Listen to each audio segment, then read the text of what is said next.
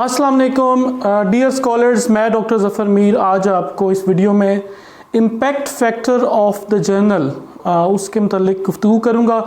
First part में मैं ये बताऊँगा कि इम्पैक्ट फैक्टर एक्चुअली किसी भी जर्नल का कैसे कैलकुलेट करते हैं, और सेकेंडली मैं आपके साथ डिस्कस करूँगा कि इम्पैक्ट फैक्टर एक्चुअली होना क्या चाहिए, क्या ये सही मैयर है किसी भी जर्नल की क्वालिटी चेक करने की। ठीक है, इस मौजू पे मैं सेकंड पे बहस करूँगा। अब देखें ना, किसी भी जर्नल की अगर आपने इम्पैक्ट फैक्टर देखना हो तो फ़र्ज़ कर लें कि आपने 2020 में किसी जर्नल का इम्पैक्ट फैक्टर देखना है, तो आप दो चीज़ें कैलकुलेट करते हैं। नंबर एक, साइटेशंस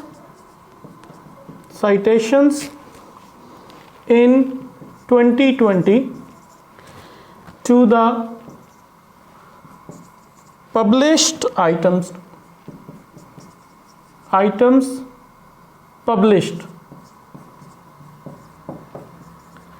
published in 2019, फ़र्ज़ कर लेते हैं वो 263 साइटेशंस हैं, और इन 2018 वो फ़र्ज़ कर लें 374 साइटेशंस हैं। और अगर इनका टोटल करते हैं तो हमारे पास क्या आता है, टोटल इक्वल्स टू 637। ठीक है, साइटेशंस इन 2020 यानी 2020 में जो आर्टिकल्स को साइट किया गया है जो पब्लिश हुए थे 2019 में और 2018 में।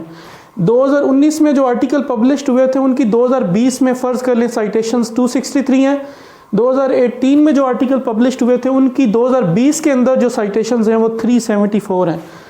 यानी अगर किसी जर्नल का इम्पैक्ट फैक्टर निकालना है तो पहले 2020 में जो साइटेशंस हैं पिछले 2 साल्स की, पिछले 2 साल जो आर्टिकल छपे हैं उनकी साइटेशंस वो आपने निकाल ली।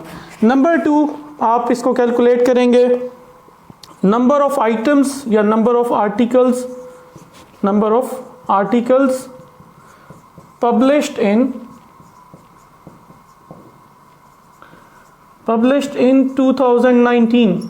2019 में कितने आर्टिकल्स उस जर्नल में पब्लिश किए, फ़र्ज़ कर लें वो 55 हैं, और 2018 में कितने पब्लिश किए, फ़र्ज़ कर लें वो 49 आर्टिकल्स हैं, और टोटल इनका कितना हो गया 104। यानी पिछले 2 साल में जो आर्टिकल पब्लिश हुए हैं उन जर्नल्स में वो 104 हैं।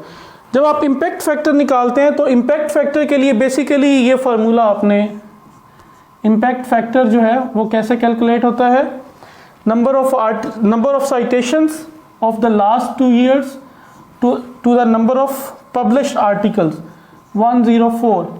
इनको जब आप डिवाइड करते हैं, मिसाल के तौर पर इनको डिवाइड करें तो ये 6 पॉइंट समथिंग आ जाता है, तो ये उसका इम्पैक्ट फैक्टर होता है। ठीक है, यानी किसी भी जर्नल का इम्पैक्ट फैक्टर निकालना है तो पिछले 2 साल के जो आर्टिकल पब्लिश्ड हैं उनको 2020 में जितना साइट किया गया है, यानी पिछले 2 साल के पब्लिश्ड आर्टिकल जितने अगले साल में साइट हुए हैं उनकी तादाद बटा total number of article published in last 2 years, 2 साल में जो उसने आर्टिकल पब्लिश किए हैं वो, इनकी जब आप ये डिवीजन निकालेंगे, रेशो निकालेंगे, तो ये इम्पैक्ट फैक्टर होता है।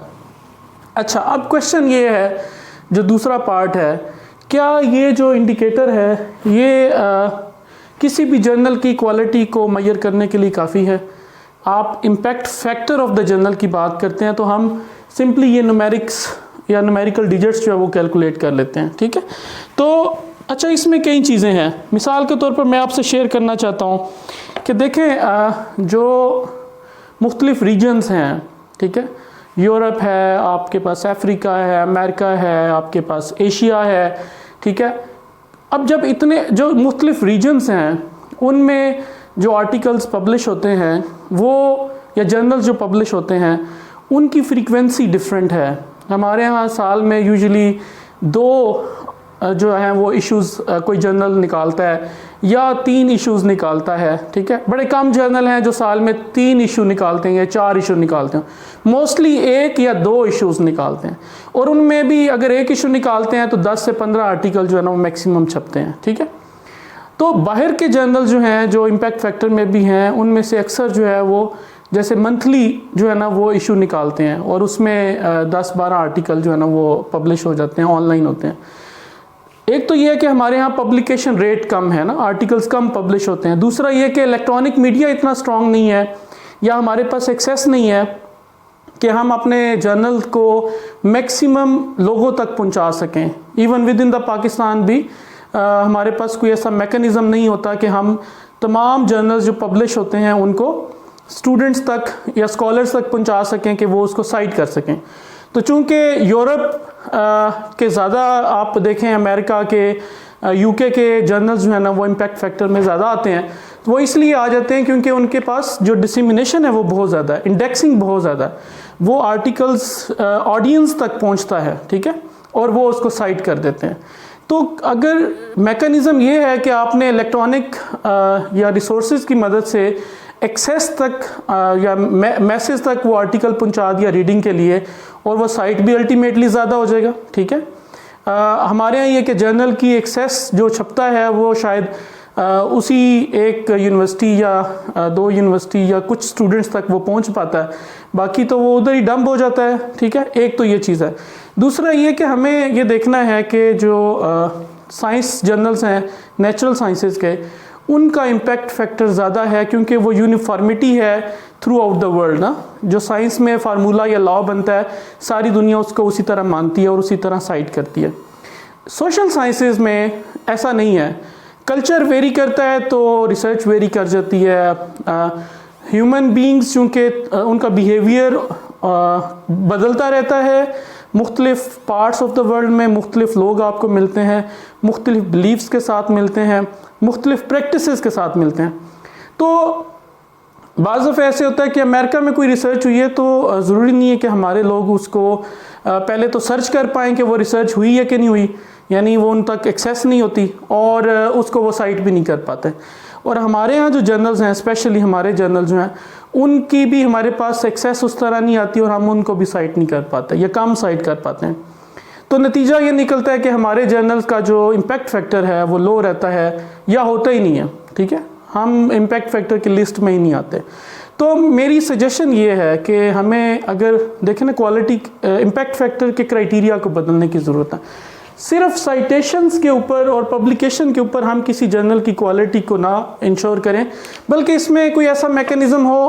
पहले तो ये कि साइंस और आर्ट्स के लिए, साइंस और सोशल साइंसेस के लिए अलहदा इम्पैक्ट फैक्टर को कंसीडर करने की ज़रूरत है, यानी मैकेनिज़्म ऐसा बनाया जाए जिसमें सोशल साइंस के जर्नल्स के लिए अलहदा इम्पैक्ट फैक्टर हो और उसको HEC कंसीडर करे। दूसरी बात ये कि जो डिफरेंट जियोग्राफिकल लोकेशंस हैं उनके लिए अलहदा इम्पैक्ट फैक्टर हो, यानी एक तो ग्लोबल इम्पैक्ट फैक्टर है जो पूरी दुनिया का है, फिर रीजन वाइज हो, ठीक है।